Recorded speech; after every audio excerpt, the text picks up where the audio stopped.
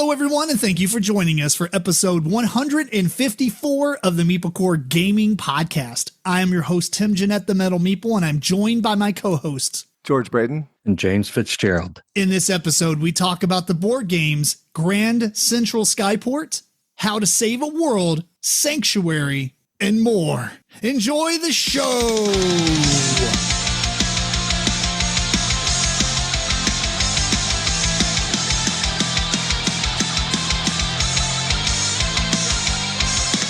So what's up, guys? How's it going? Good. Pretty good. Hey, you always say and much more. I know. We're not talking about it. Much more. Here's Is that the like thing. a direction for us? Talk less. Well, no. Here. So as I was saying it, the way I spaced it on the notes, I had game space enjoy the show, and I was gonna say this game, and Sanctuary, but then I was like, oh. Wait, crap. I said Sanctuary, and then I was like, and more. We are going to talk about other games. Those are the ones that we focus on the main three topics. The other games that we played throughout the last couple of weeks, we will mention in brief. So we do talk about a lot of games, not just the ones that are in the title of the podcast or whatever topic or whatever. So every time you tune in, we are talking about more games than just what the title suggests. And we talk about other things too. That's the cool thing about the podcast, as opposed to watching the video versions, because that is chopped up versions of just the topics or whatnot. So yeah, but yeah, I don't know why I changed it up, but before the hiatus, I would say and much more or whatever. And I now got so used to that. All right, maybe I should go back to it. I don't know. Now I just say enjoy the show. Either way, as always, we're going to start with what we had been up to. Let's you want me to start? I'll start. Yeah, you start. All right. So in the last couple of weeks between podcasts, I've done a lot of things, obviously board gaming related, non-board gaming related. I'll start with video games though, real quick. Number one, I've been playing Pokemon Go again. For those who are nope. Okay, crickets. I got All right, cool. I got banned, so I can't play you it got anymore. Banned? How did you get banned? Oh, that's right. Were you doing the GPS thing? I did there was some website you could do. This is years ago when it first came out, and I was like going all over New York City, which you don't live in New York City. Right. So they finally caught me, and yeah, I've never played it. I've seen an ad though for the army, which is like, do you like Pokemon? And then travel the world and with the army. Is that really? Yeah, that's about oh my god! Play Pokemon Go, join the army, and go to the places where you can't find these Pokemon. That's hilarious. Good stuff. That is good stuff. But we have been playing that. A new company has purchased it from Niantic. They've changed a lot. They add a lot of microtransaction style things in there that you would see in a lot of games, like the season pass stuff, where, as you play, you get levels or whatever. Like you got your normal player level, but then you have like the season pass for the month. And then you unlock levels and you get stuff, or you can pay money to go premium and you get the second column of stuff unlocked at the same time. Now, a lot of people probably don't like that, but I'm fine with it. The thing with microtransaction games is if the game is free, I don't mind certain microtransactions as long as it's not pay to win. Like if you're paying money just to beat the game or to get the best stuff, that's dumb. But if you're isn't paying, that kind of always the case? I mean, if you look at Magic the Gathering, you're kind of paying money to win in a way. I mean, in a way, but you still have strategy and skill. It's not like you're, if you play the game normally, you can't. What I'm saying is in Pokemon Go, there's nothing, it's not so much pay to win, because you're not going to like unlock legendaries, Pokemon and stuff through these. I mean, you can, but there is still really good stuff that's comparable that you can get without paying for it, is what I mean. Yeah. But are these season things and all this kind of stuff, is it to get people to keep playing, like to motivate them, like you have to play this month because it's this season, and then next month it'll be a different season, so now you have to play next month a whole lot? Well, it definitely gives you something to do, right? So when you're playing the game, you have all these quests to do, you have these season pass stuff to do, you have your other things like your normal daily activities and such. So it gives you a lot of variety to do stuff for. And I feel like it's okay. everybody, the big thing is people are just like, I got to spend money. And it's like, dude, you play this game hours a day and you probably don't give the game any money. So like, that's fine if they have the microtransactions. I feel like if you're playing a game in an MMO style amount of time, meaning that you're putting in 50, 60, 70 hours, 100 hours a week or whatever, or a month or whatever, more time than you would put into a normal game, right? You're doing this MMO style time frame. Then if you're spending less than $20 a month on it, you're fine. Because if you were to go play WoW or World of Warcraft or something like that, and you paid the $20 subscription or a $15 subscription, just imagine it would be free and you're spending $15 a month on things that you would like to have. Yeah. That's my mentality on it. Like if they put in for these games, I've went way down a rabbit hole at this point. If they put in these microtransactions that are barriers to progression, I hate the game immediately. For instance, if they make the level so hard that you can't progress past it unless you buy things or pay to unlock stuff, that's the kind of crap I don't like. So They're far, manipulating you there. Correct. So far, Pokemon Go does not have any of that, and we'll see what happens in the future. But as of right now, I very much like what's going on, with a caveat that they've added a lot of these other type of Pokemon called Dynamax, which are like basically big versions of Pokemon. And that's what they're focusing all their efforts on in like the raids and stuff. And so basically it's the equivalent of playing an MMO, getting to level 50, and then they come out with an expansion that takes you to level 60. Now everything you've done, like all your gear at level 50 is garbage. All your progression at level 50 is garbage. Now you get to level 60 and do it all again. And that's kind of what they're doing. They're revamping the level system from level 50 is the max to level 80 is the max. And so they're increasing that. I'm sure a lot of people are mad. I'm sure a lot of people coming into the game are like, this is awesome. So from their perspective, the game developers, they have to do stuff like this to stay relevant and to stay in the market. But at the cost of making some people mad, they're going to bring in tons of new players. That's their goal, is to do that, right. I'm sure. Well, yeah, it's either that or the game gets stale and dies. So you're right. Yeah. To your point about the microtransactions, if you think about it, okay, you spend $20 a month or whatever, that's fine. It's sort of the same thing when people go to their friendly local game store and play board games there every week, but then buy all their board games online. Like, come on, pre-order something, order something through the store. It's such a fantastic simile or whatever, like a comparison, because that is what happens. People complain. It's like, well, my game store just went out of business. Yeah, but did you buy anything from it, or did you just go and leech off their system and their facilities and stuff? Yeah. It just, you got to support what you like, and that goes for games with microtransactions. And if you don't like it, don't support it, and it is what it is. But that is a great way to compare that.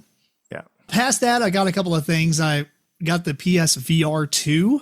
So that's pretty exciting. Doing some PlayStation virtual. Okay. Yeah. I couldn't tell if you were looking at me like, what? Or looking at me like, oh, that's pretty cool. What are we talking about? I knew what you were saying. Yeah. PlayStation VR 2. I have the PSVR. It's a little dated at this point, especially because it uses the Move controllers and it didn't have like analog sticks on the Move controllers. But this one has the traditional VR analog stick. It looks like an Oculus Quest or whatever, Right. But so it's not like a huge that's not a whole new technology. It's just like a upgrade. Oh, it's everything in double, triple. Like the graphics, really, because the PSVR ran on PlayStation 4. This runs on PS5. So there's already a massive jump there. The quality in the headset is much better. Every game looks phenomenal. Oh my gosh. And the controllers are super lightweight and they're very functional. You have all the buttons so you can actually move around and do stuff.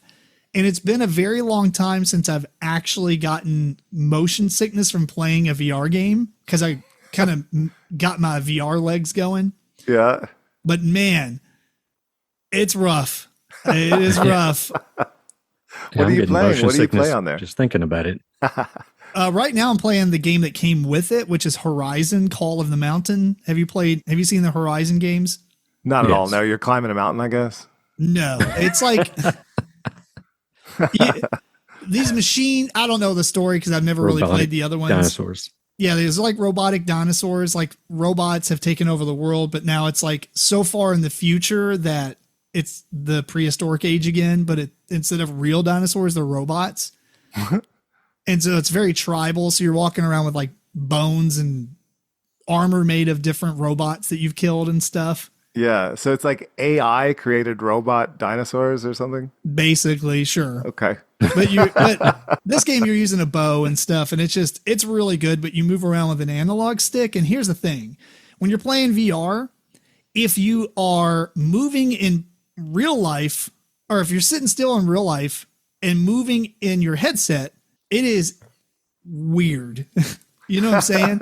Like your body is not moving. Yeah. But you are moving. But it's weird because your brain sees it like this, like the realism behind it. So if you're sitting in a car in VR and moving in a car, you don't get like the motion sickness doesn't doesn't trigger because your brain's like, okay, this is what you would feel if you were in a normal car. Right. Stuff's Okay. flying by you and it's moving, but you're not moving. You're sitting still in a vehicle. Right. And you can't just imagine that. Like you can't just imagine that you're. No. No. I mean, maybe some people can, but it sucks for me. I have to have a fan on me, and typically I have to take one of my earbuds out of my ears. And what that does is it kills the immersion. So I can hear the sounds around me in real life. So it makes it to where I'm not super immersed in the VR world. And I have to be grounded as well, meaning that I have to be touching something. So typically when I'm playing VR on PlayStation, I'm sitting down. So if you don't do these things, you get physically ill. First off, I played it for 45 minutes and I've played VR a lot, but I played it on the old VR where you don't move around a lot. It's like you stand still and do things like shoot things and play things or whatever, but you're not moving. Yeah. And so PSVR 2 has changed that to where you're moving around a lot. And so after I played it for about 45 minutes, I literally took my headset off. I was so sweaty, and it's 67 degrees in our house because the temperature has went down now and our AC is just set at the same number. Right. So it is really cold. Like I look over Sierra's like got a blanket on and stuff, you know, she's like freezing. And you're just sweating because you're so freaked out. I am hot because of the motion sickness. Huh. And so it made me so hot. I was sweating. I'm like, oh my, I got to sit down. I went and laid down and I was like, I felt like I was going to throw up and the whole world was spinning and I just fell asleep. George, you never been motion sickness or had motion sickness? It's been a long time. Oh, it's been a long time. That's my life. So I think is as it a your child, life? Okay. I can't sit in the back of a car or a van or something. I'll get deathly ill. Roller coasters, I love them, but they get me. We went to Kings Island a month or so ago and I took Dramamine the whole day. That kind of helped. Maybe I should do that before I play VR. But VR, I'll put that on. I'll get deathly ill. Okay. Sweating, just like you said. I have because about 4 years ago, I was on a boat, seasick. Oh I was my God. seasick. Yeah, And I'll get seasick too. It was horrendous. I did that in the summer this year. Yeah. I went out with these fishermen and to fish, they have to stop the boat. Like, you know, it's fine when the motor's going and the boat's moving, and then they stop the boat and we're just rocking. Oh, yeah. Yeah. Yeah. Okay, so I know. Have you actually played VR stuff, George? Never know. Oh my gosh. You'll have to come over one day and experience it. It's amazing. It it sounds great. You make it sound like I really want to do that. It is the best thing ever. It is the absolute best thing ever. It is so it sounds dumb to be able to pick up a teacup and set it on a saucer in VR and then smash it on the table. But when you do that and you're like, this is great. This is the best thing I've ever done. I'm so glad I'm feeling like I'm going to throw up now. James, you have VR? I can't remember. No. But I was playing No Man's Sky in VR for a while. Oh, wow. That is wild. That is really wild. All right, I'm eating up too much time. Let me burn through the rest of the stuff. My brother got me a car crash, which sounds funny, but it's a crash symbol that you attach to your air vent in your car. So when you're playing drums on your steering wheel, you have a symbol to hit. So, That's clever. Somebody was thinking. Oh, dude, I know. And so it's going to be really awesome, but it's all fun and games until I get in a wreck and that thing's kung lao and bow my head and like chop my face off. Yeah. Don't get too wrapped up in your drumming. Yeah. That was a Mortal Kombat reference for anybody who didn't know who Kung Lao is. He would take off his top hat and throw it, and the edge of the top hat was a buzzsaw. Which one's that? It's that like wasn't the first one. He's from Mortal Kombat 3 Ultimate. Anyway, past all that, we played Niagara, the board game. Yeah, that's a good one. Yeah, Sierra hated it. So I think it's a good one. I'm indifferent. I think it's fun, but I don't need to own it. Like it's not that big of a deal. So we're probably going to get rid of it. We played two of the games that that I had on my list for Origins and Gen Con. We played, and we probably won't review these, so I'll just burn through them real fast. Pina Coladice that I was telling you about. That's really fun. If you like games like Roll For It, it's basically the same game. Except that you have it's not, but it's the same feeling. You're playing cross with tic-tac-toe. Yeah, right. And so if you make it's crossed with like 4 in a row. So if you make 4 in a row, you win instantly. Otherwise, it's whoever gets to 20 points first triggers the end of the game, or whoever puts out their last piece triggers the end of the game. Yeah. It's like 10 minutes. Very, very good filler. We played Timber Town. Ultimately, if you guys end up playing it and we want to do an actual review or something, that's fine. But to me, it was a okay 2-player game, very light introductory. I think a lot of people are going to like it, but for us, it's just not heavy enough to stay around. Also, the coloring sucks. You look at your board and all you see is green, and then all these tiles are actually a different color. This tile is supposed to be blue, and so there's a building in the middle that has a blue roof, but there's not a lot of roof. And it's on like a wooden boardwalk, and there's a bunch of like trees and stuff on the 4 corners. And so most of the tile is green in every case. It gets lost, yeah. And it gets lost in the art, which is suck because the art's actually really good. And lastly, I got on Board Game Arena again, and we're playing Castles of Burgundy get together. So maybe you guys can add Sierra if you want. And that's me. So let's go, George. What you been up to? All right. Well, I have been working a lot, but I managed to get away a couple times a week to go to Capstone Games and play some games there. And because they're a publisher, I get to play some games that haven't come out yet, that are on the way.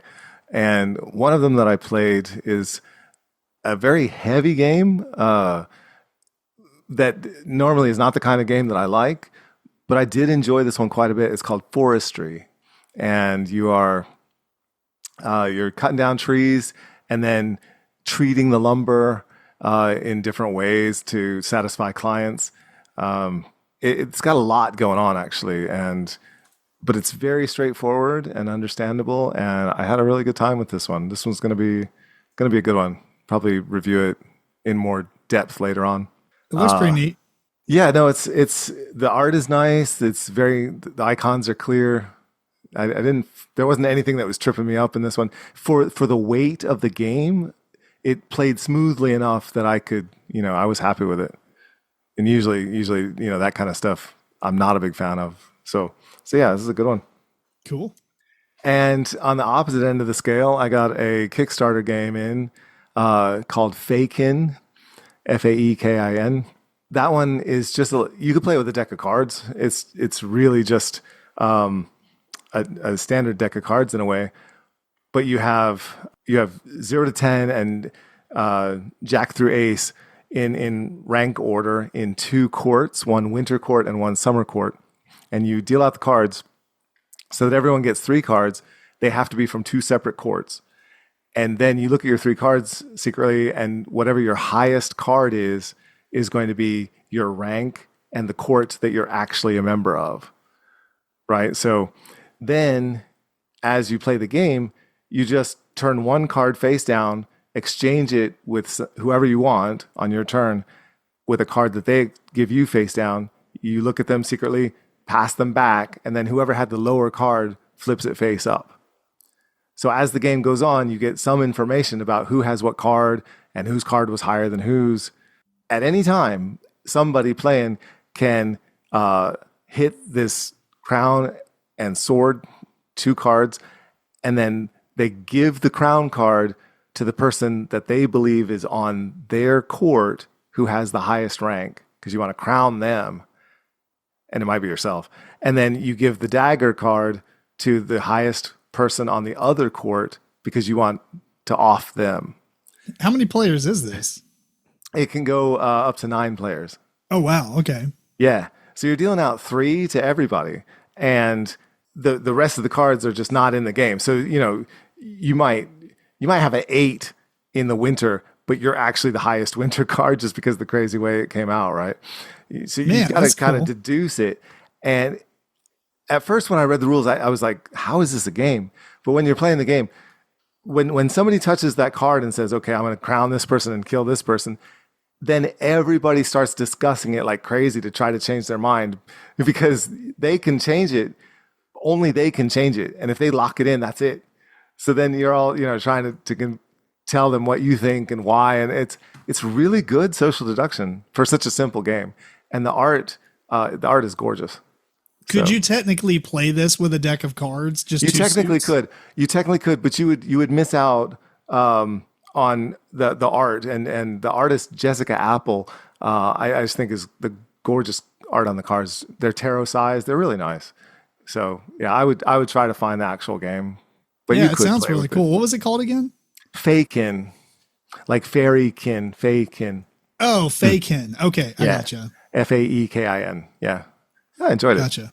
Nice. So I played that one, and then last one I'll mention was a real surprise to me, because I don't usually go in for Reiner Knizia route building games. In fact, I sometimes hate them. But this one was was actually really good, and it's Cascadero. And you have the board where you're putting, on your turn, you just put one of your pieces on the board. That's it. But then where you put it makes a group if it's with other pieces of yours. And when that group touches a city, there's all these cities all around the board. And when you first contact a city, then you'll get points that go up a track depending on what color the city was. So there, on the other side of the board, there's all these tracks, and as you move up your cubes up these tracks, because you've made connections with cities, you get all these combo things. Now you get to move a piece that was already on the board. You get to put another piece. You get points and all this stuff, and it was so thinky, but pretty fast moving. You just put a piece down and then you get to do more stuff. I really enjoyed it. Surprised me. I thought I was going to hate it. That sounds pretty cool, though. Yeah, Cascadero. It's a good one. That's for me. I'll save the others. All right, do it, James. What you got? What you been up to? Non-gaming related, I finally bowed down to government pressure and got my real ID. Which you can travel now. Yeah, well, I had passport anyway, so that's why I was putting it off, and a bunch of other things. And my license expired this month, so, and I highly recommend scheduling an appointment, getting there, scheduling it right at the beginning when it opens, because we were in and out in 45 minutes. And we tried to do it. If you're in Louisville or Lexington, yes. Yes. Yeah. If you're listening in Japan, oh, well. I don't know what to tell you. If you're in a small rural town, United States thing. But so we got that. Right now I've just got a folded up piece of paper in my wallet for my ID while I'm waiting for it to come in the mail. And we're also stressing out over replacing our deck, which Crystal wants to put Trex down instead of normal lumber, so we don't have to treat it anymore. And it's terribly expensive. Oh. And anybody we asked to do it, I think just to replace our 12 by 16 deck, he wanted $17,000 for it, and we can't afford that. Oh my God.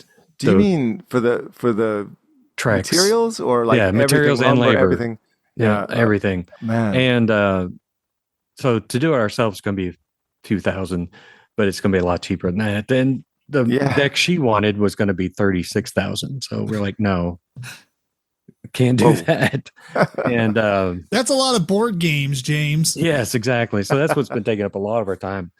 I was laughing because I was thinking, man, I didn't get a chance to play that many board games, but then I feel like I still played a handful. So it's like I played some like Last Command, which I almost made that the game of the day, but it's what everybody thinks is remake of Star Realms, which I might talk about later on. So in the future, so I'll just say it's like comparing Clank and Dominion.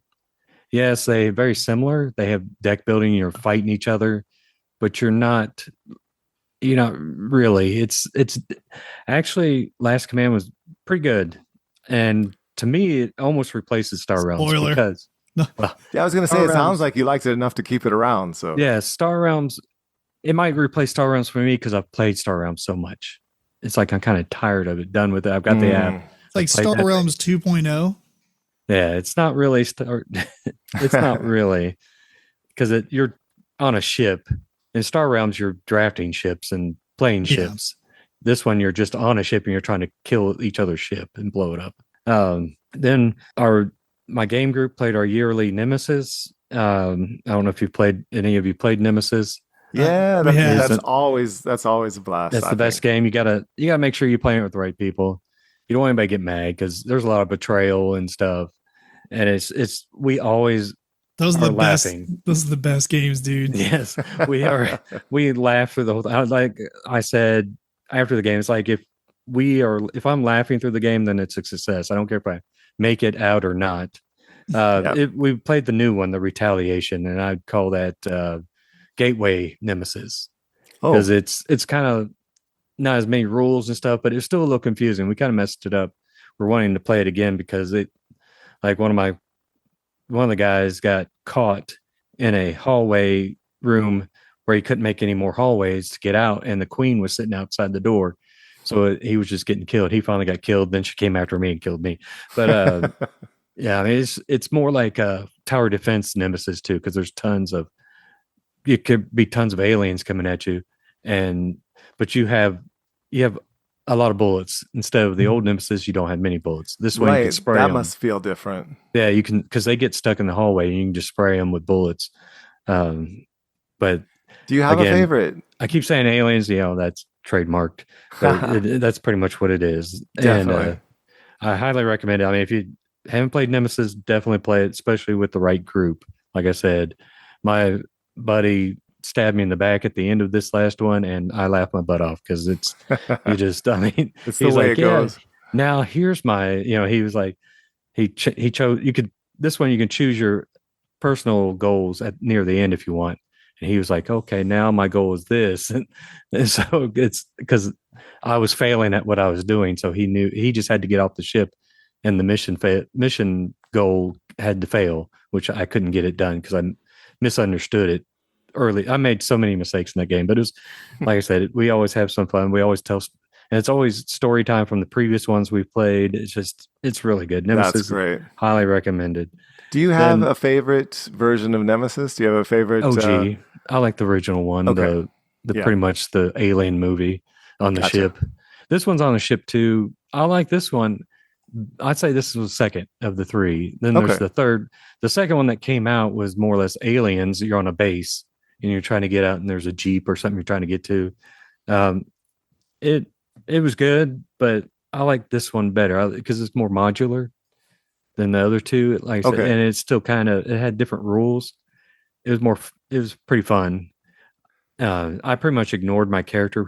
That was a mistake. I was the soldier. I was supposed to just mow all the aliens down, and halfway through I kind of stopped doing that. So that failed for me. I also got in 10 Days in the National Parks. I don't know if you ever played 10 Days in the USA. Yes, It's a very light game, fun game. We always bring it That's out. an older game, right? 10 Days in the USA is about a year or two, but it's based on an older, like 10 Days in Africa or something. That's what I was. Yeah, that was made like early 2000s or something. It was remade. 10 Days in the USA was remade a couple years ago, but it's been around. Oh yeah, I've got the remade, and we play it all the time because it's just real fast. It's more or less Racco. Yeah, I And play it in my classroom. We have a unit on the States, and I do 10 days in the USA. yeah, it's real fun. Yeah, I mean, it's we have a great. good time with it. National parks, I liked it. I don't know, Crystal liked it as well as the USA. USA is still better, but this one's different because it's a little more. You're trying to remember, is like, where's this national park? Even though it says it on the card and it has Yeah, even highlighted on the map where it's at, but you're still like, what is this? I've yeah, never heard you of this can't national picture park. it. And Alaska now has like 4 or 5 different places you can go instead of USA. It's just one, Alaska. And there's some. I mean, we liked it. It's definitely a keeper, but the original the 10 days in the USA I like better. Then played How Save a World, which I'll talk about later. Um, and James like, I was busy, but here's that 37 games. yeah, I know. That's why I was laughing. I was like, I still play. And then got 2 Kickstarters in, which Everdell Silverfrost. I haven't played it yet. And today or it was yesterday, I got out of the blue, Knitting Circle came in. Yes, I got mine as well. I track FedEx, UPS, and USPS all the time, and it never showed up on UPS. It just showed up on my doorstep. I was like, because I thought Crystal had got another Amazon package. I was like, well, that says my name on it. So my printer behind me decided to go into maintenance mode if you hear a bunch of noises. So I was trying to do Schrodinger's cat, trying to guess what was in the box. It's something's in the box, but not in the box at the same time. I guessed wrong because I forgot about Knitting Circle. It was supposed to come in next month, but it surprised me that it came in this month. Yeah. I haven't got a chance to play that either. Tried to do the 3D insert for that, and the person didn't do the gaps enough for the cards. So the long skinny ones. So some of them won't go all in there. It's like, okay, so I just wasted a lot of plastic for nothing. And there's some other things that didn't fit well either. Some people were complaining to them, which I mean, suggesting, not complaining, because it's free. It's not like we paid for their effort. But yeah, tell me you're ungrateful without telling me you're ungrateful. But that's mainly all my stuff because I'm going too long too. So no, it's all good. It's all good. I don't know. There's one game I want to bring up real quick before we move on to the other ones. And if you haven't looked at this, I'm not going to like share screen or anything, but it's called Orloj or Orloj. Heard of it? ORLOJ. Yeah. It looks phenomenal. Actually, maybe I will share my screen. Here. There you go. So this game is, it just looks crazy good. And this probably won't make it into video, so I'll just show you guys and you can hear our reactions. But it's called Orloj. I love the cover. The cover is phenomenal. It is really cool looking. And the game just looks super neat. It looks busy, but at the same time, it doesn't look that complicated. It's hard to explain. Maybe it does look complicated. I'm feeling a little complication here. Sweet. Look like the little Mario Brothers there. Yeah. The If you haven't seen it, it's called Orloj, the Prague Astronomical Clock. Check it out. It is pretty. Looks pretty good. Yeah. I watched Rado do a review of it. And so far, he says it might be his number one 2025 game. Wow. It's got a weight of 3.33. I see. So it's 8.1 ranking. That's the rating. Pretty heavy. This is perfect for me. Like if I have a weight of 3 and it's a 2-hour game, oh my God, that is. Yeah. If it plays smoothly, like Forestry is heavy, but it plays really smoothly. If I could comprehend this one and it runs well, then I'll be happy with it too. I think I'm starting to do a little more with heavier games. So you're gonna come back over. You're gonna come over and we're gonna play Revive and the expansion. That was good. That's good stuff. George is like, I hate this game. What? That was the one George hates Revive. I really didn't like that one. Yeah. Oh, it's a real good game. Well, fair enough. All right, well let's get into our games here. The first one up on our list is Grand Central Skyport, and I will share my screen here so those who are listening to podcast. Anyway, Grand Central Skyport is designed by Dan Germain Artist is Andrew Bosley, and its publisher is 25th Century Games. This is a steampunk game-esque steampunk. I guess it's more Renaissance steampunk. But basically, you're building airships, and you're making this skyport in front of you. And this skyport is just cards. It's a row of cards that you will have that you're making. And that row of cards is going to be comprised of airships and stations. There's also some tycoons that you will add on, but we'll talk about those in a minute. And I'm not going to go over rules like the teach of the game, but I will give you the general idea. You're going to be playing. It is pretty. I just want to say that's a pretty game. Yeah. It is a very pretty game. You have not played this, right, George? No, I haven't. I still haven't. I'm going to make you excited. Let's make you excited. And maybe I already want to play it. Yeah. Here's the idea. On your turn, you have 2 cards in your hand. You will choose one. You will put it, before I say that, you start the game with 4 cards in front of you. You start with 2 stations and 2 airships. The reason that stations are there is because on the left and right hand side of the station, there are banners. So maybe like a red and a green, or a green and a yellow, or a purple and blue, whatever. The idea is you want an airship next to it so that its banner is touching. So if your green is next to a green station, the station's going to increase how many points you get for each card that is green right there. Because the idea of the game is you're trying to stack cards on top of each other. So if you got greens, you want all the greens to be on the same space. Yeah. Right? So you're building a row of cards comprised of 2 different cards, stations and airships. On your turn, you take one of the 2 cards in your hand, you will play it on the far left or on the far right.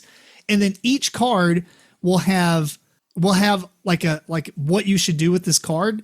And it might say you must move this card to the left or right 2 or 3 spaces. And all of these are musts. Or it might say you must switch this card with a yellow lane, or basically a stack of yellow airships. Okay. And so you're trying to put it down, and then this card's going to move over 3 spots and slot it in here, or on your next turn, maybe you're putting the card down, and maybe you put the orange down and moved it 3 spaces over, and now it's sitting next to a station that has a yellow bonus. But then later you play a yellow card, it lets you swap with an orange lane. And so you swap those, and now your yellow is on that station bonus. So you can plan ahead and hit some combos up like that. I love that kind of puzzly stuff. Once you play a card and you do its ability, if you have tycoons, you get to do their abilities. But the last thing you do is the main board, you're going to have this airship. The card that you had played has a little balloon on it and tells you how many spaces you have to move around this rondelle. Around the rondelle, every single space has a card that you're going to pick up into your hand.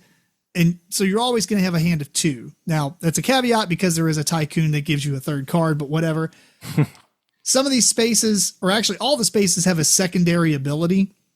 Like one of the spaces will let you move one of your lanes 1 or 2 spaces. Another one, 2 of the spaces will let you get these end of game scoring. So for instance, when you're playing these airships, they have these little icons on it. And if you make a complete set of the icons, you can claim that. Or if you have at least one of all 6 color airships, you can claim that in-game scoring bonus.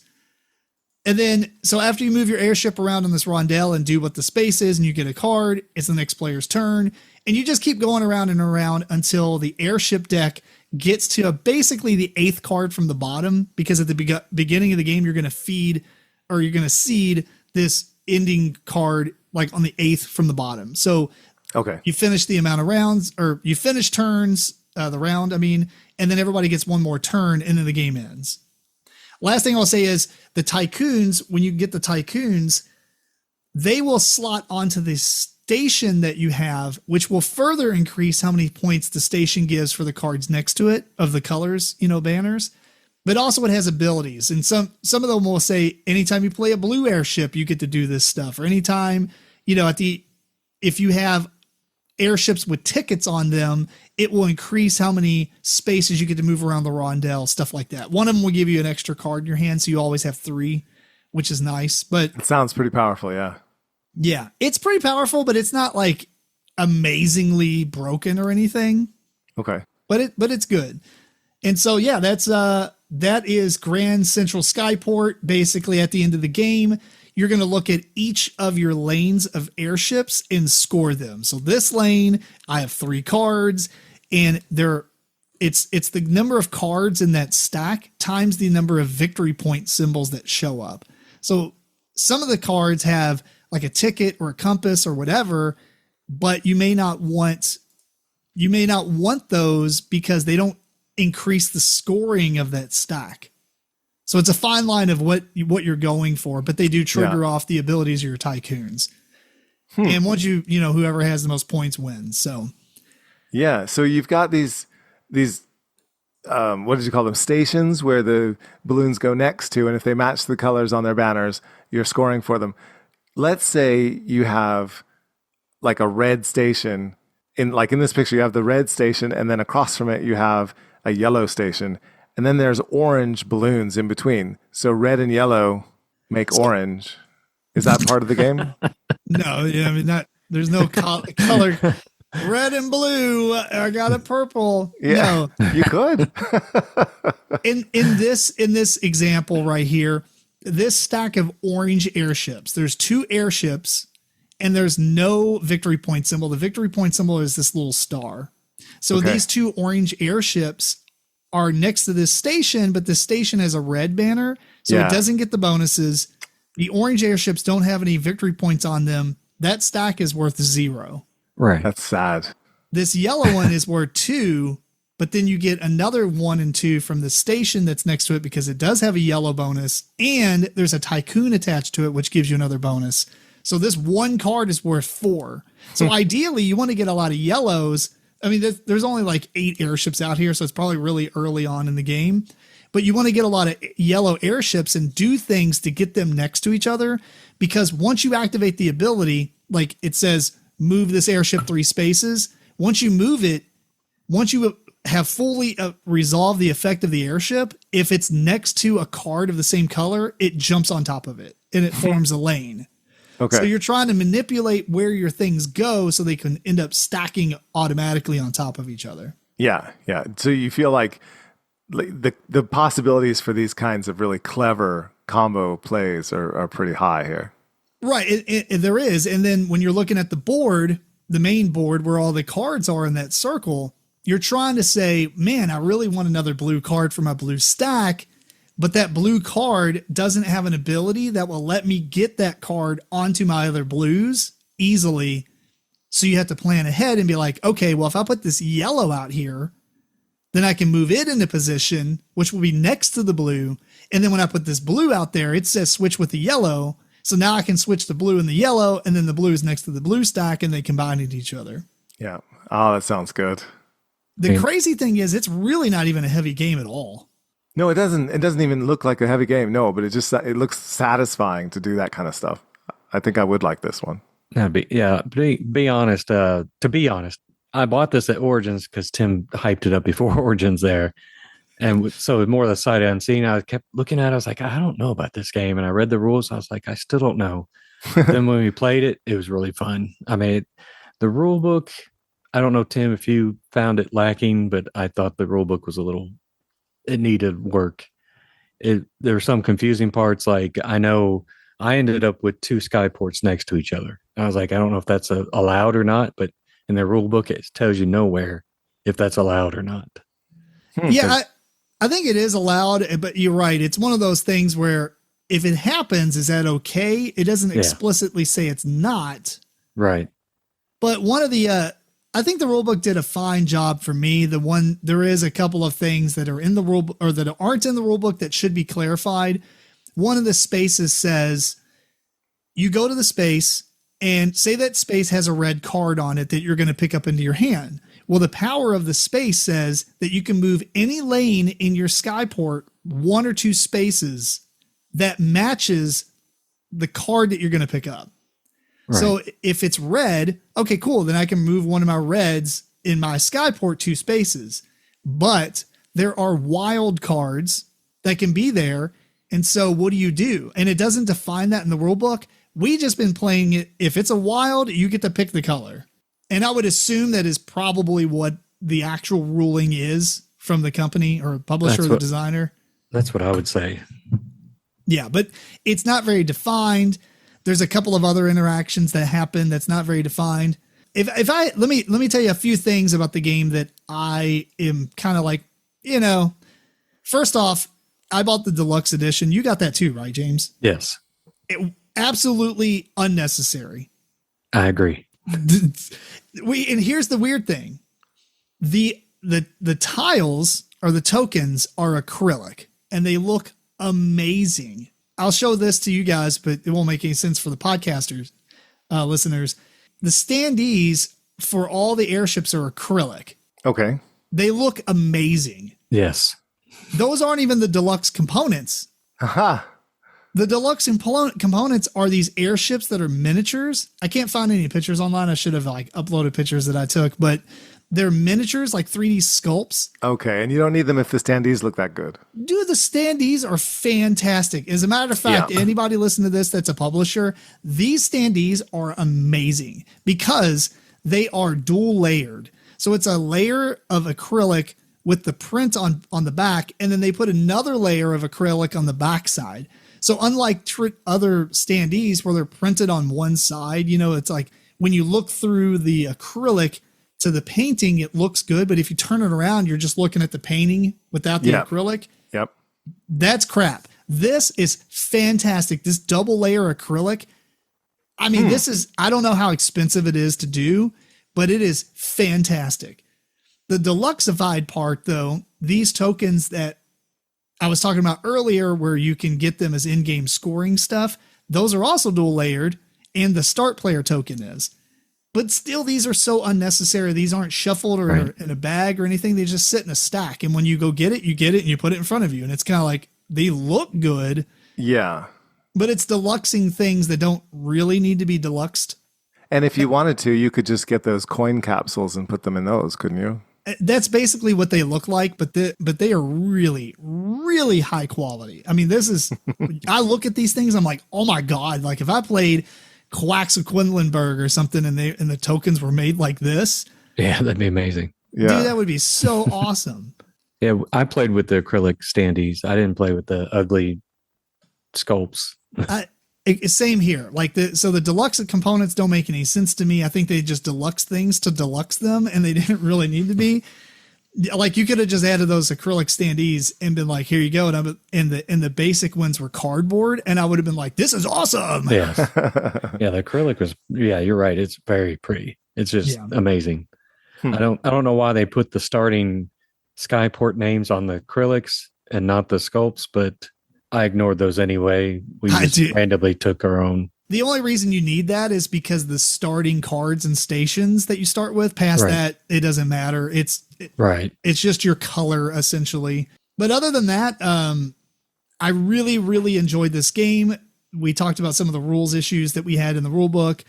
I think the only thing I'm on a kind of a teeter-totter of if I like or not is that it's very solitaire. Other than the fact that somebody can move in front of you and grab a card that you might be getting, but they're not doing that to hate draft you. They're doing it because they're just getting that same, that benefits them. Right. I mean, if somebody was playing this 1,000 times and they went to a competitive tournament, I could say maybe that would be different, but everybody you play this game with is not caring about what you have in front of you. I promise. Right. They're going to be building their own thing. The rondelle is a nice thing, but everybody can be on the same space. So you don't even really feel like you're interacting with each other as much. Yeah. So some of the other kind of things is there are 3 copies of each tycoon, and that's permanent. It doesn't matter how many players you're playing with. So if you're playing with 4 players, 3 people can get one of the same tycoon, but the 4th player is out of luck. Yeah. If you're playing with 2 players, and there is a rule that says you can't have more than one of the same tycoon, but there's no real fighting over the tycoons much in a 2-player game because there's really no need to. I mean, there are a couple of tycoons that like the color changes on it. So it's like if you play a red card or a blue card, maybe those you would fight over if you're both going after the same color, but there's 6 colors and there's 2 players. So it's very likely that you should not go after the same thing, or maybe you should. Maybe that's a competitive thing that I'm not thinking of. Either way, with those things aside, I feel like those are minor. The rule book, I never really judge the game on. I mean, it sucks if you can't play the game because the rule book's that bad, but typically the rule book's good enough to play the game. So I kind of ignore that. The game itself, very beautiful, very awesome, super like introductory. I would almost say this is a gateway game. Like it doesn't feel like a gateway game, if that makes any sense. Because of all the combos. Yeah, because there's a lot of cool things to do, and it's very satisfying. It's a good game. I really like it. Yeah, it goes to 4 players. It goes to 4 players. Yeah. Okay, and then there's 3 of each of those. What did you call them? Sorry, the tycoons. Tycoons. Yeah. So it sounds like you could just house rule it that however many players you have, you just put in 1 less than the number of players of each of the tycoons. I thought about that as well, that exact same thing. I just don't know how it would work with 2 players because typically you get about 3 tycoons apiece. And if you did that, I guess that would work because in a 2-player game, there's 5 tycoons. There's 5 different ones, and so there would only be 1 in each stack. So yeah, I guess you could do that. Yeah, maybe. I haven't tested it like that, but it would probably work. Super good. I hope you got super interested in playing it, George. I am actually. Yeah, I'm definitely going to be on the lookout. It is really good. I used the word super like 10 times in the past 5 minutes. It absolutely does sound like the kind of game I would completely get into. Yeah. I think you would really enjoy it. The only other criticism I would have is that there's not a lot of differentiating airship abilities. There's repetition. Yeah, like okay, you can move this card 2 or 3 spaces, or move this card 3 or 4 spaces, or move this card 1 space, or swap with another lane, or swap with a specific color. It would be nice. Maybe it would make it too challenging, or it was just too much to do. But it would be cool if some of the cards were like specifically move this to the left 3 spaces. Yeah. Because then it would put a little bit more stress on what you're doing. Yeah. Expansions. Exactly. I don't know if this game really needs expansions. I mean, I guess they could put more tycoons or something, but I think it's fine as it is. It's a really good game. Weirdly enough, I don't really see it getting a lot of traction, and that's really sad because I think it is super good. Yeah. Well, I'm going to check it out. Cool. All right. Any final thoughts, James? Anything you want to say before we wrap up? No, I mean, it could possibly be in like top 10 for 2025. I agree with that. Pretty good. I agree with that. Fantastic. All right. Well, check out Grand Central Skyport by 25th Century Games. And yeah. Do you find yourself enjoying the tense feeling you get when you're drawing cubes out of the Clank bag for all the Clank games? Should I put black and white, make this an infomercial? Do you enjoy the nice little resource tracker in Dinosaur Island? And do you find yourself playing on Mars and when you loving the mechanic of either being your workers on Mars or out in space and doing stuff up there? Because I've got a game for you. It is called How to Save a World. It is designed by Yuval Grinspun, and Burnt Island Games put it out. And it, George, it didn't share. Oh, it didn't? Do it again. Take 2. Now, while I'm doing that, I'll say George mentioned this in his Origins preview and tried to get him a copy for it at Origins. Yeah, I was really interested. And then you just mentioned those, if you like this or that. And I'm thinking, yeah, I don't. So you don't like Clank pulling out the cubes? No, it's okay. Troll. So now it's a lighter on Mars. It's not like heavy like on Mars. Okay. The problem was at Origins, I only brought 30 copies total, I found out. So my friend got it that Thursday morning, right when it opened. So every time I'd go there, they were already sold out. I didn't realize they'd only brought 30 copies. So I went there every day looking for it. But this is Burnt Island Games. Try. Sorry. So what you do, it's a worker placement game, but also a card action game. So what you're trying to do is you're trying to save the world, and it's a fictional alien planet called Ilaria. Now while we played it, we kept calling it Earth. So I don't know, get in trouble by doing that. So this asteroid is, let me pull up. It makes you care a little more. You want to save the Earth. You don't really care if Ilaria gets this blown. Is the deluxe version, the Kickstarter deluxe version here on this picture. But what you're seeing there's an asteroid coming in. So you're trying to save these people from this asteroid. this planet, the Alaria. I have to look over where I wrote it down so I can remember the name of it. So as that's more or less the countdown tracker to the end of the game. And what you do on your turn, you have 3 workers. They'll either be up on the moon or on the planet side. So there's different actions if you're on Earth side, or there, I said it right there, planet side or moon side to do. So what you're building towards, you're trying to build up 3 different things: a laser to shoot the asteroid, a shield to have it bounce off that to avoid the planet, or evacuate the people to the moon before the asteroid hits. On your turn, what you do is if you will play one of your players, well, there's 3 different cards. I'll go that way. There's 3 different cards, and you start out with one of each. One's an immediate action card. Let me see if I can find a good, better picture. Immediate action card. You play those as action cards, and you do what you pay, usually a battery resource, and then you get to do whatever that is. And you might have to pay more other resources to do that action. A boost card, which are the blue ones, those once you can play them to after they're triggered by an action or something that you've done. If you've done something, then it allows you can play it for free and say, I've done this action, it's a boost, I can do other things, it gives me other bonuses. Or there's an in-game scoring card.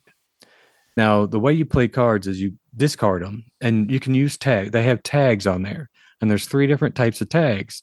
There's moon, planet, or science tag. So those are used to boost some actions, and I'll show you those in a second. Or in-game scoring. So you'll at the beginning of the game, throughout the game, you'll use in-game scoring cards for the tags. And when you play a card, and it's almost like Concordia, we'll even add that one in there, where you can play your cards, but at the end of the round, you pull all your cards back, or you play that card in Concordia to pull all your cards back. Here at the end of the round, you get all your cards back. So you don't ever lose a card. There are locations that later on will show up, say trash a card, and you get to do an action or something. But for the most part, you'll get those cards back. So there is a benefit of getting an in-game scoring card near the beginning because for the tags, but you also want to build towards what the in-game scoring card says to do. Also, so every time there's black cubes that go in the bag, and those represent the asteroid coming. So, and then there's also cubes for each, the laser, the shield, and here's the tracks. There's the laser track you're trying to go up, and the shield track you go up, or the evacuation. And you put those colored cubes of pink, blue, or green cubes in the bag. So you're wanting to get those cubes in there. And once you get to a certain point on these tracks, if you're the first person, you get points. You also get on the right here, there's little tiles they change during the game. You'll get extra. Wait. Is this competitive or cooperative? It's competitive. It can be cooperative, but it's competitive as you're working towards the same goal. But somebody does win. Yes, because I'll get to that. Yes, somebody does win. I came in second, so I didn't win, but I came in second. You're trying to be the person who's done the most, right, to save the world for the winning option. Now, the main question I have before you continue: Can somebody be a traitor? No. There are co-op and solo rules. We didn't play it. But here's your player board. There's the tracks I'm talking about with your track. There's 5 different resources. The right one is a wild resource you can use for any of the other 4. There's a purple. It's a battery. I don't know the names of these. You just call them like you usually do: purple, yellow, blue, and green. And those will be able to do actions with. Like when you do a track, you have to pay for that track. Wherever you are on the track, at the beginning, like the first 4 are 1 of whatever it requires. And then later on, more and more it'll expensive. get higher the further you go on the track. It'll be more expensive. Also on these tracks, you'll get what they call it's a minimum. At the end of the round, you go back to where this line is. So that can move up as you go in the game. It starts at 0. But if you move it up at the end of the next round, you could start with 8 of one resource, even if you have it down to 0. Just like Dinosaur Island does that too. But you're just like in good worker placement games, you can modify and make stuff better, unlike Food for Thought. As you see here, let me see if I can zoom in on this. there's 3 different sections. Here you can spend credits to boost up your minimum resource line. This one on the left, it allows you to like use this science tag as any tag, constant. So it's upgrading what you can do with these tags. You can, if you pay 2 credits for this, and you put cubes there and mark that you've done them, but these are ongoing effects during the game. On the right, and then you can pay 1 resource less for a card. And I'll explain that real quick what the cards are. You can do that 3 times. So you can have almost sometimes get cards are really cheap. These are in-game scoring or during game scoring. Like I focused on laser during the game. This one I did this early, so I got a point for every time I moved up on the laser track. And you're also wanting other players to go on that track because that puts more cubes in the bag for that laser, shield, or evacuation. So you're wanting other players. You want to be first, but you also want the other players to hit those tracks too, because you get more cubes in there and more chance that if I'm working on laser's going to win. Yeah. So that's during the game, you either place your worker or play a card, an action card. So usually on the planet side, what you're doing is you're getting resources. As you notice here on this, you put down there, and you also, this is where the tags come into play.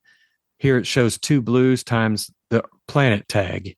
So you can lay down cards with the planet tags and boost that. So if you had 3 tags, you could get 6 resources of that blue. Okay.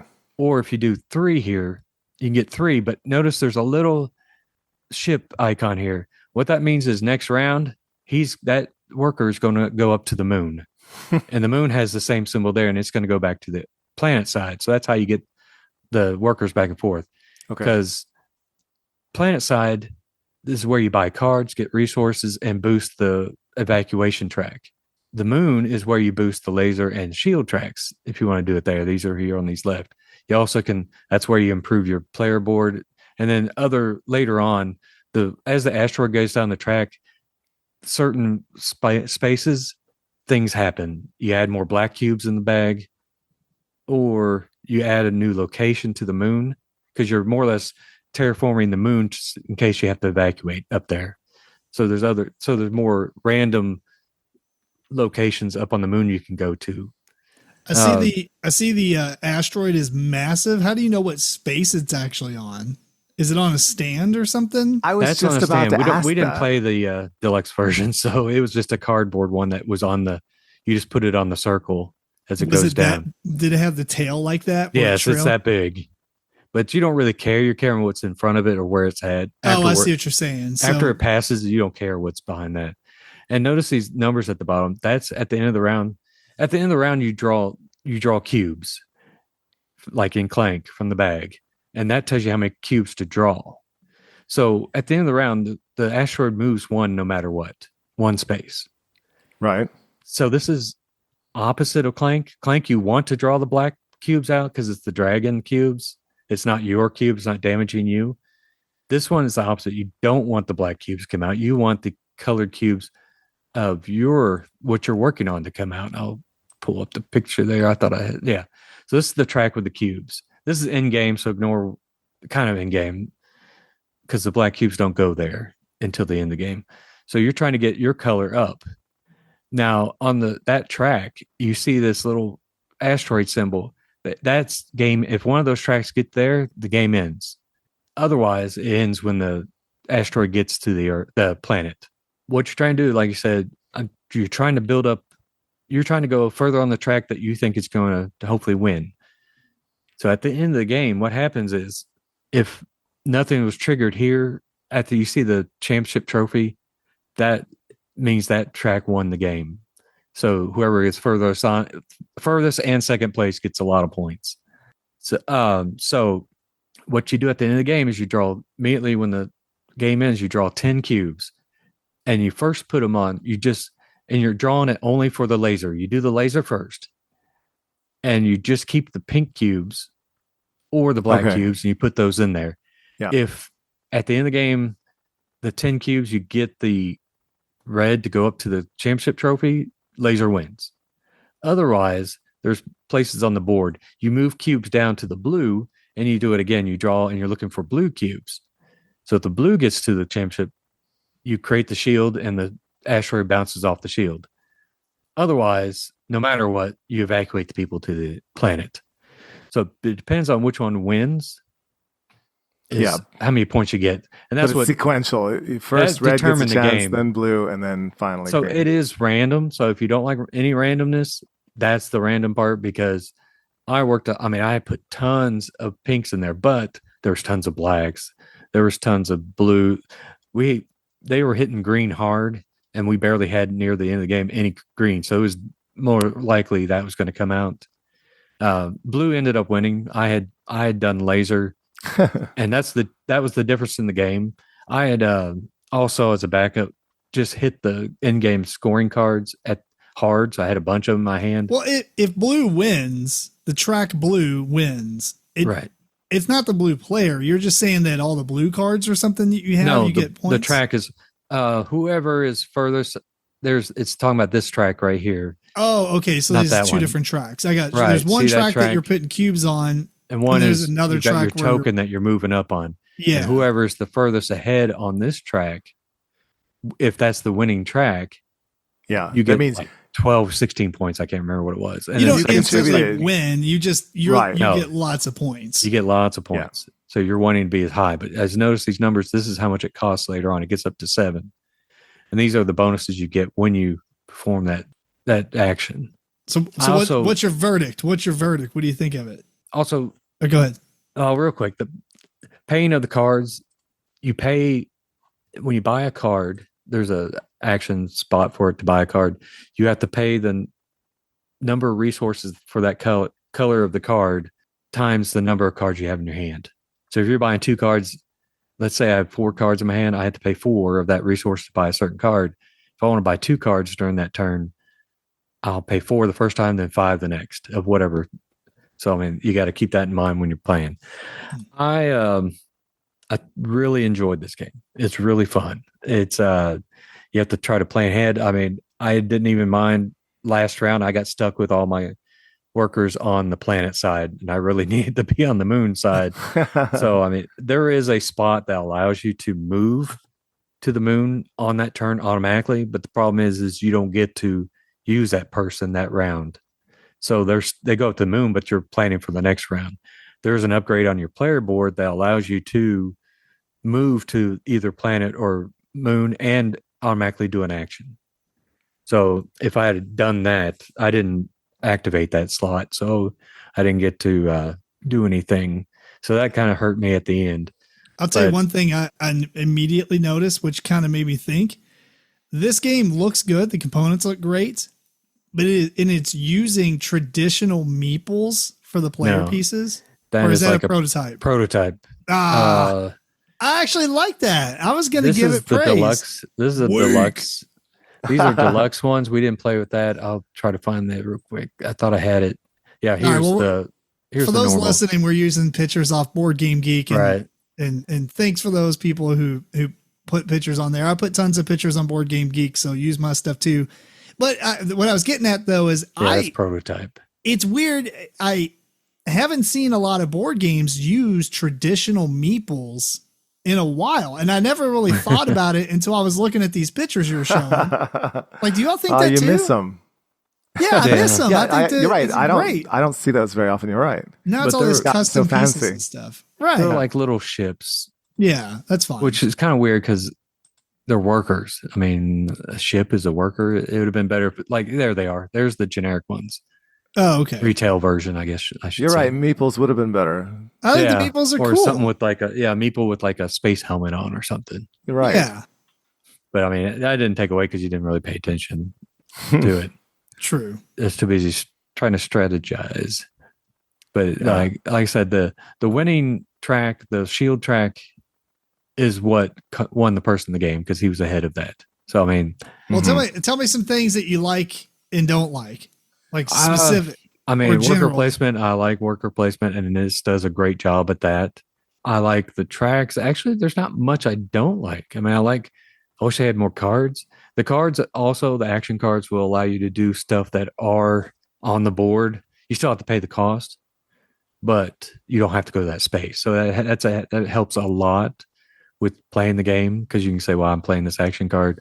And the round ends when everybody passes, when they can't do anything. No, I mean, I thoroughly enjoyed it because everything resets at the end of the round. You're not losing anything. And you can build. You're building and building. Not there are, like I said, there are later on in the game on the moon, locations can show up to trash a card, which is fine because one of the cards was useless near the end of the game. I could just trash it and actually make it powerful and do stuff with it. Okay, so I'm glad you liked much it. I didn't like about it. I mean, I can't really think right off the top of my head why I don't like about it. It's because it doesn't use meeples. Yeah. What were you going to say, George? Well, I was going to say, I'm glad you liked it because I kind of pointed your attention to it originally, but the complaints that I have heard from some people, and I wonder how this resonates with you at all, is that throughout the game, you're doing the same thing over and over and over. Isn't that like most worker placement games? I didn't feel like I was doing the same exact thing. I mean, I was working towards a goal of my own, my personal goal, trying to get, that laser up as high as I could get it. Right, and just each round, like the cost of doing so just increases, but you still have to get those resources to get, Yeah, I'll think that again and again. Worker placement games. I didn't think of that. I didn't feel like that, especially because when you have new locations show up at the moon, you can do other things. But I mean, I had something come in my mind and went away. But how long was your game? Because that's another thing. It was about 2 hours. Yeah, and you played at 4. Right. Yeah. I don't understand. It says it can do play 1. I just can't imagine because, like I said, you're depending on other people to move up on those tracks too, to put more cubes. Well, in the maybe bag. the co-op rules have a little bit of differences, and must be because I just can't imagine playing this at one player with. Because, like I said, you're highly dependent on other people to build. There's a straight up co-op version. Yes. Oh, okay. Oh, George got all excited. I don't own it, so I don't know. I didn't read the rules on this, so I don't know what those are. But yeah. So I mean, it's like that. I didn't like where I did get stuck, even though I said I did like the game. But the end last round, you're like, it's going to be over here because we're pulling 8 cubes and this asteroid's 2 spots away. It's definitely going to be hitting the planet. So we're going to have to, it's end game is going to happen. So I can't get up to the moon. That kind of was frustrating, but I mean, it didn't take away too much. No, that's the other thing that people have complained about is that the end game and not knowing when the game is going to end, and then suddenly it does, is very unsatisfying. We all were like, it's going to end at the end of this round, no matter what, because it's very luck dependent. It's what comes out of that bag, right? But the way we had it, we were near the end anyway. It's going to end. Either one of the tracks were going to end it, or that asteroid. So we knew we were like, this is the last round because statistically, no matter what we pull out of here, it's going to end the game. So we knew. But I mean, that problem with me not moving up to the moon or the planet is my own fault because, like I said, I didn't upgrade my player board to allow me to immediately place the worker. Yeah. But other than that, I really liked it. I mean, like I said, it was one of those ones I'm like, well, let me try this strategy of just pounding one track, and that's what I mainly did. I hit some other ones. You put all your eggs in one basket then, right? Yeah, I tried. I just focused on laser because that's what the starting card I had allowed me to do. So I worked towards that. I was like, well, let me try this. I mean, I went up on the other 2 a little bit. Yeah. Just to especially get the bonuses. Were the other people working together on a different track than you? Not really. There was no I'm going to work on this. There was competing on the tracks. I feel like each track is more like a outswim the slowest swimmer. Like you don't want to be, you don't have to be super high. You just need to be the farthest one ahead. I think one other little negative is, and it affected a bunch of us playing it. You always forgot to play that boost card. We'd have to, wait a minute. Is it okay if I play this now? Cause I forgot to play this. Cause I did this action. They're like, yeah, we did that. So we have a name for that, but it's, but we're like, I was like, crap, I forgot to play this boost card because I just played that action, did that thing. And all of us did that many times during a game. So that's the one thing you always forget. Because even though I'm sitting there planning, okay, I'm going to do this action and this boost is going to play off that. And then by the time it gets around to me, I forget. I'm like, okay, I'm playing this. Like, oh crap, I forgot to play my boost card. So if you have a group like mine, which we're like, okay, you can do it. We know you did that action. Yeah, That's you're not okay. like super crazy about. It's not like 2 actions ago. It was just like the next player's playing. You're like, oh crap, I meant to play this boost card. But you're like, is it okay if I play this? And like, yeah. So I mean, we did that a bunch of times. So that's a little negative, but I don't know if that's the game's fault or our fault. Just trying to remember that we had these cards. So because you end up with probably like 10 cards in your hand at the end, and that's what, like I said, I hit the in-game scoring cards near the end a lot just to try to get those more points. Yeah, right. But I highly recommend it. Now, compared to Grand Central Skyport this year, I'd say that's a little bit above Grand Central Skyport. Interesting. All right. Well, any other final thoughts before we end it? I'm not sure if it's out yet. I thought about that. Did it release at Gen Con? Nah, who knows? I don't know. So, yeah. I highly recommend trying to play it if you get a chance. If you like worker placement I think it games. has just come out. Yeah. If you like Clank, Concordia, On Mars, and Dinosaur Island, I highly recommend it. No, it's just got those little small mechanisms from each game, it feels like, and it was just a joke, I would say. But it's a really good game. I highly recommend it. Great. I'm definitely going to give it a shot. All right, cool. Well, that is How to Save a World, right? Yes. I couldn't find my notepad. And the 3 ways to save it is laser, shield, or evacuate, which you're not saving the world. You're just saving the people. Yeah. Yeah. You failed at that point. Yeah. Right. All right. Well, cool. Yeah. That's How to Save a World. All right, George, what's your final game here for the podcast? All right. Well, you've both talked about games that I really want to try. And I think I'm going to talk about one that you guys are going to want to play as well. My game is Sanctuary. So Sanctuary. Is it Sanctuary or Sanctuary?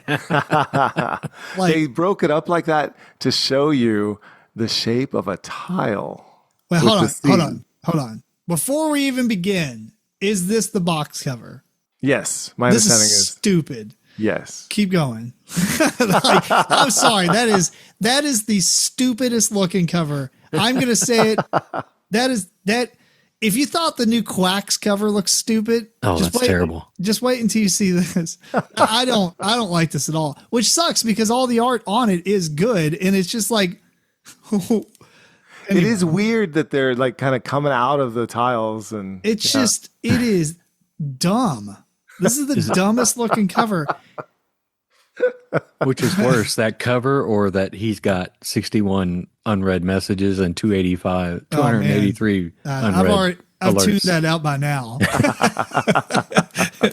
Anyway, I'm sorry. Well, now I'm trying to think. The Arc Nova cover, I don't know how great that is either, but they're quite similar in color and tone and everything. So maybe that's what they were going for. Arc Nova looks completely different. And look, Arc Nova's cover isn't anything spectacular, but it's okay. It's fine. Yeah. This is just similar. Dumb design. Like, it's like they're really trying to highlight the fact that this game has tiles, not cards. I couldn't tell. You think they're hexagons with animals? Yeah, dude. That's what they've gone with. I'm sorry, but this, like, being graphic design adjacent to some degree, like this really bugs you. Sorry. It's very just, I don't know. It looks like an ad. Yeah, you're right. Yeah, it's pretty, out there. But the reason I bring up bubble. Arc Nova is because this is a game by Matthias Wigge, the designer of Arc Nova. So this one is also coming from Capstone. And in this game, instead of having cards, you're going to have these tiles and a board that you have in front of you. And then you're placing these tiles out to cover your board. And on the board, similar to Arc Nova, there are certain spaces that give you a little bonus when you place a tile on there. So the tiles themselves have all the icons that you would normally get from the cards in Ark Nova. So you have the biome that it comes from, if it's mountains or water or woods, and then the part of the world that it's from, Europe or Asia or North America, that sort of thing, and then what kind of tile it is, if it's a predator, if it's a primate, if it's a reptile, if it's a building tile. So now we only have 3 kinds of tiles in the game. There's animals, then there's buildings, and then there are projects. And you'll be placing them out on your board. The way that you get these tiles is in the center, there is a river of tiles, just like there were cards in the original game. And there are numbers 1 through 6 along the side to show you the order of the tiles. When you have your purple action selection tile, each player has these 4 action selection tiles at the bottom of the board, if you can see there. And when they're on their non-upgraded side, they're going to be pointing with an arrow on the left side of that tile to one of the numbers that's at the base of your board. And that's the strength of the tile. So wherever your purple one is, the number that it's pointing to is going to be how far along the river track you can freely take a tile. Oh, so in this case, purple can only take that first tile. Yeah, it's the very bottom one. Yeah, you would just take the number 1 spot. But the key is you freely take it. Like, you don't have to pay anything. Oh, okay. And so you take a tile, and then during your turn, you get to activate one of your 4 tiles that are at the base of your board. Either the purple one, which would let you play a project tile, or the mountain one, which lets you place a mountain animal, or the forest lets you place a forest animal, and the water lets you place a water animal. And again, the beautiful thing is you just place it out there. You don't have to pay for anything. And the number that the tile is pointing to is the strength that you get to do it.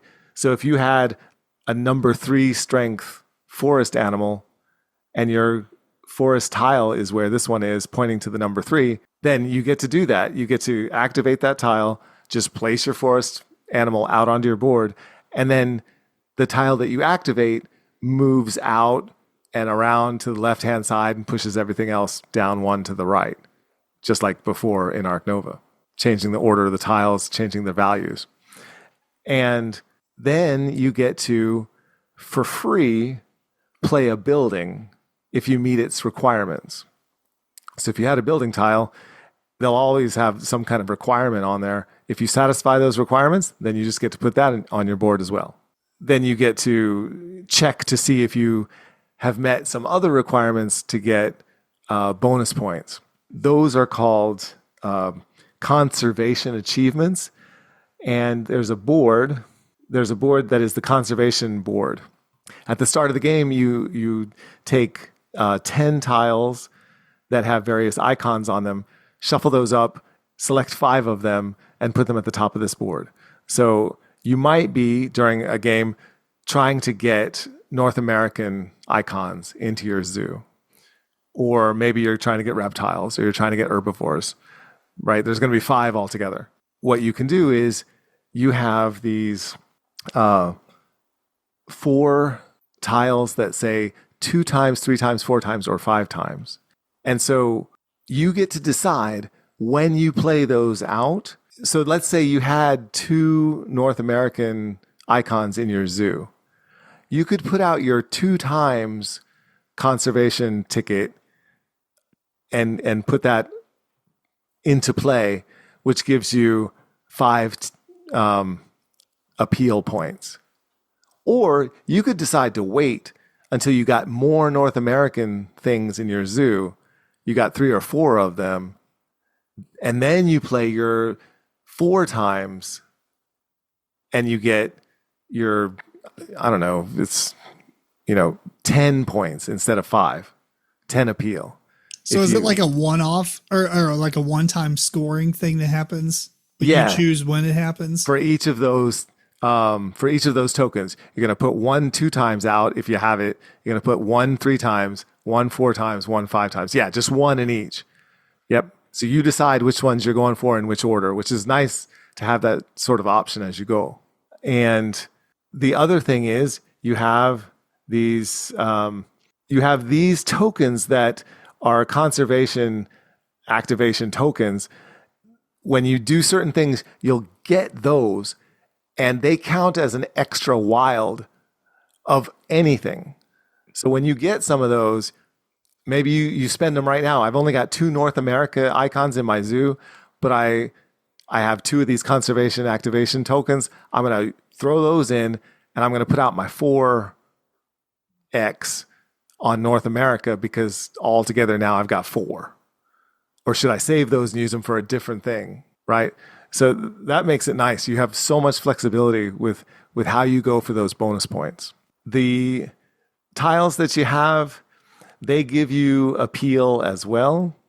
Some of them will say, for every forest icon, you get 2 appeal. If you have that animal in your zoo, it gives you an extra 2 appeal for every forest icon, and that kind of thing. This turtle here gives you one of those conservation activation tokens. That's another way you can get one of those. Another way you can get them is if you get a mated pair of animals next to each other in your zoo. So this monkey is a male monkey. It has a symbol on it. And if you also collect the female monkey and put them next to each other, you get one of those conservation activation tokens as well. Okay, I might not be saying exactly what they're called. But anyway, one of those things that adds to the conservation. It's a really things. long word, so I don't Yeah, whatever it is. So here we have a building example. This building says when you place an African tile into your zoo, you get to draw 1 card unseen off the top of the stack into your hand. Also, this card has to be played by the river. On the edges of your zoo, on either side, there are rivers. So some have to be played on the edge. You can't place anything anywhere in your zoo that you want. Just like Ark Nova, you start, and there are 3 spots next to the gate that you can start. So the 3 right around your gate is where you start, and then you have to place things orthogonally adjacent to things that have already been placed. You cannot rotate tiles. They have to be upright. And that's important because there are some tiles that have arrows pointing off of them on the edges. Those have to be next to open areas of grassland in order to have a large enough area for that particular animal. So you have to be able to place tiles face down to become that grassland. Although you do start the game with a couple printed on your board. So that's an interesting thing to think about too. How do you place out your tiles so that you can fit things in with the grassland that they require, and how do you place the grassland, because you have to have certain tiles that let you do that. So there's some strategy to that as well. Here is a project. It has the project symbol in the top corner, and it says, in this example, place an open space from the pile. So you just take a tile off of the stack and place a grassland into your zoo every time you place out a bird icon. So there's an example of how to get more open spaces in your zoo. The other thing that you have to manage is your tiles that you're using to do things at the bottom of the board that you move around and slide around, and they change the number of how strong they are. Those can all be upgraded. All 4 of them can be upgraded, and that's through accomplishing 4 specific things during the game. One is the first time that you support one of those conservation objectives by putting out one of your 2x, 3x, 4x things into that conservation board that we looked at. that one, the first time you do that, you get to flip one of your tiles and upgrade it, whichever the 4 you choose. If you do the whichever one you do, it'll change that arrow from being on the left side of that tile to being on the right. So now it's just a little bit stronger for one thing. And that can be very important for the projects because not only do you get higher strength projects, but also remember on that project tile, at the start of your turn, you always get to take from the river from the number of strength that purple project tile is. So the free one that you get more choices if you upgrade that one. But then the others, if you do the water animals and you flip it over, now you get to have a stronger water animal action. But also, when you place one of those tiles that's a water animal, if you've upgraded it, you can place 2 of them in the same turn, both up to that strength. And the same for the others, the grassland or the mountains, forest or mountains. So making those decisions can be really important. So anyway, you can flip one of those 4 tiles if you get your conservation objective. The second way you can do it is when you get your second project, your second purple tile placed into your zoo. Then you can flip another one of your 4 tiles and upgrade it. Another one is if you have 3 connected habitats. So just 3 mountain icons next to each other, 3 water icons, 3 forest icons. Then you get to flip and upgrade. And the last one is if you have 4 different animal types in your zoo. So you get a primate, a reptile, a predator, and a bird, or whatever. You get 4 different ones, then you get to flip one. So none of those are too hard to do. As the game goes on, you get to upgrade fairly easily. And you get to put out tiles fairly easily. There's no messing around with money. There's no messing around with you have to build a thing first. You're kind of saying that, but let me ask you this then. So let's move into the things that you like and don't like about the game. But the first I want to say is this Ark Nova Lite for real? Do you get the feeling of playing Ark Nova while you're playing this? It has been a very long time since I played Ark Nova, so it's hard for me. Like I remember some of it, but I don't remember all of it. It's been a couple of years. Yep. So I absolutely did because you have the animals, right? And you have the icons, and you have putting things into your zoo, and you have upgrading and getting better at the things that you do. But you have all of that without the tedium of having to get a building, and you have to pay for the animals, and you have to have the requirements. Yeah, you still have to have requirements usually, but that's it. It goes faster. It's so much more straightforward for me. It really is Ark Nova Lite. Yes. So would you rather play this over Ark Nova? I would absolutely. I know there are many, many people that will not feel that way because they love the heaviness of Ark Nova. They love that track where you go around with a peel and you go the other way with conservation points. But to me, that is an absolute drag. And dealing with the money and never having enough and having to worry about the size of my buildings and where I'm going to put them, like that, none of that was fun for me. Getting the animals, that was fun. And this lets you do it so easily. This is a massive improvement for me. And there's still a lot going on. There's still a lot you have to think about. There's still all kinds of iconography to worry about. But the gameplay is absolutely cut in half, the length. I mean, that sounds pretty cool because I think, Ark Nova is easily a 2.5 to 3 hour game. Yeah. And this one, you're looking at an hour and a half. Yeah. I mean, it seems like it took all the fat out. I mean, not that the fat was bad, but it trimmed it, slimmed it down, streamlined. Yeah. But the main question would be, if you like Ark Nova and you played this, is it worth owning both? I guess it's not a question for you. Is really what it's not a question for me. I'm going with this every time. I love the theme of Ark Nova. I love the art, right? I like that it comes with the little towel holders. It was tiring to me. It was exhausting. And I hated the negative stuff, like the snakes and shit. I didn't care for that. Right? So for me, I'm always going to go with this. It's got the tile holders. Your hand size is limited to 6. At the end of your turn, you have to discard down to 6. And the one negative I'll say in the components is that these tile holders are not big enough to fit 6 tiles across. But they are there's 2 levels to them. So you put 3 and 3, right?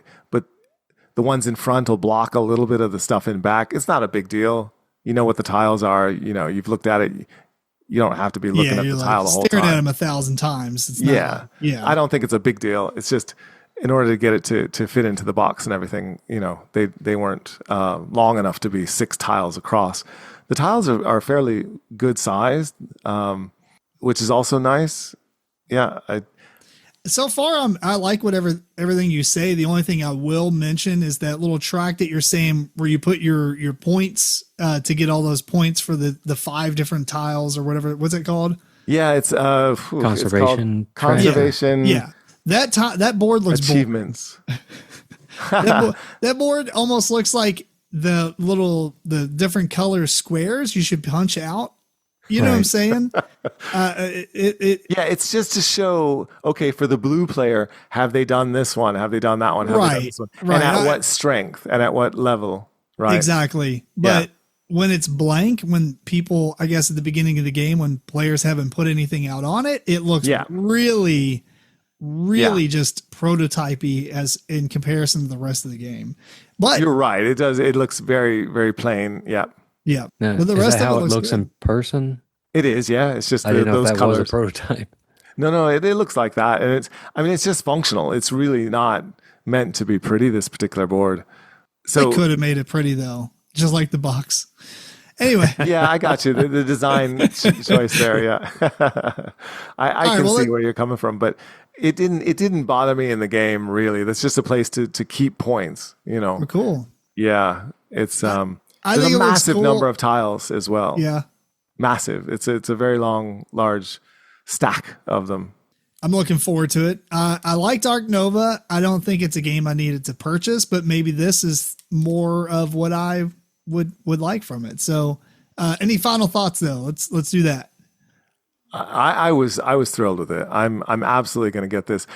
I'm probably going to sell my Ark Nova, right? Because it's not a game for me.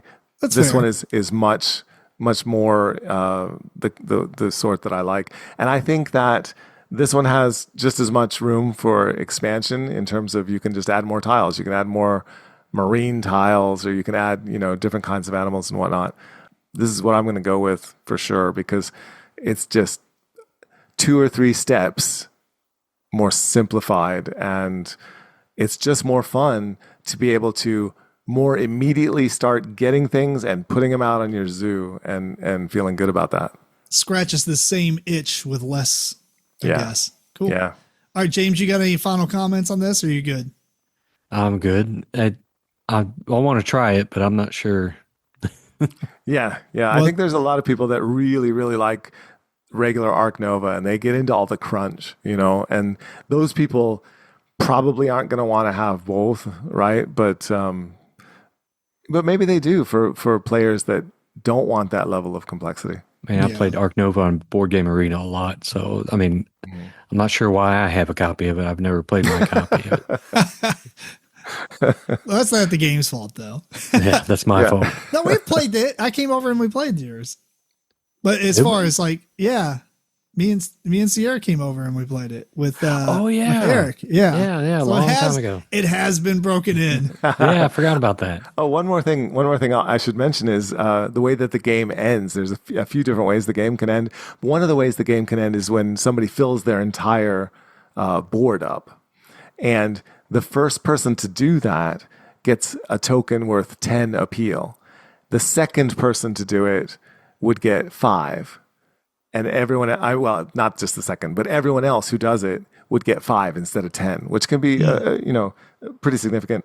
And another way that the game can end is when somebody supports their 4th conservation objective. So when you've placed out your 2x, 3x, 4x, and 5x, all of them, right? Then that could trigger the end of the game.